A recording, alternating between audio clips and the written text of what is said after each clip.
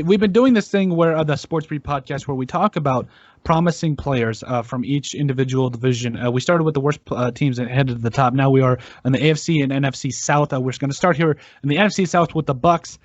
Because I feel like it's important to, specifically younger players, it's important to shine a light on them and letting the teams know, hey, you've got a bright spot here. You definitely need to give them some props. So we're going to start with the Bucs here and continue our way of just bringing up these younger players. So, Joe, can you kind of just run me through a player through the Bucs, a younger player, first or second year preferably, that was really impressive to you, or maybe just recently drafted? Excuse me. So, was there a player that really stood out to you in terms of the Bucs? Well, he won't be a factor in tomorrow's game, apparently. But Antoine Winfield Jr. Actually, I think it says here he's Antoine Winfield.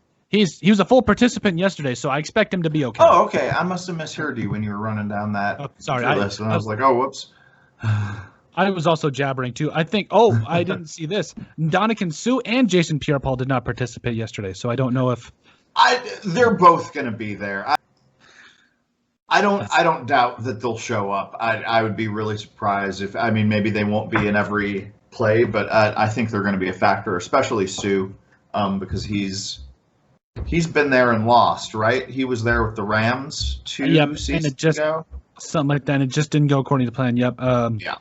And also, but kind of going back to it, I'm sorry to distract. Antoine Winfield Jr. For a second-round pick, mm-hmm. he has been a big factor for this. He's the safety, in case I didn't say that out loud, and that's a position that I didn't play in high school or anything, but it's always been an attractive position for me. That kind of hanging back and following the ball. It's a little like playing center field, which I've done a lot of, except you get to hit people. So I always pay a lot of attention to those guys, especially because my team never drafts defensive backs of any kind, which isn't 100% true. But Trayvon Diggs, I guess, I don't know. But in his one season here, because he was only he was drafted in 2020? Yeah. Yep, he was just drafted last year. Yep, second round pick out of Minnesota. He made the Pro Bowl, first team All-Pro. It's at 22 years old. He's already made a difference for this Bucs defense on a team with a lot of people. There's a lot of other players on this defense that are noteworthy, and I think going forward, who knows what kind of quarterback they'll have, after this Super Bowl. I assume we'll have Tom Brady there next year, although that could be a whole nother discussion after tomorrow. With either outcome, I don't know if he's going to come back next year. But their defense is super promising, and having this guy, a second generation player, of course, because his dad was a Viking, right? Yep. Antoine Winfield Sr. Yep. I actually, before you kind of get the rest of this, I believe he made a big play against the Saints. I think it was a fumble that he caused, and he did it for his pops before when the Saints beat him in 2009. I was so happy. Like I rarely get it's frowned upon in like it's a bad taste to like rejoice in other teams or other people's misfortunes, but just for what the Vikings had to. I'm sorry. Why else would you watch this sport? That's true.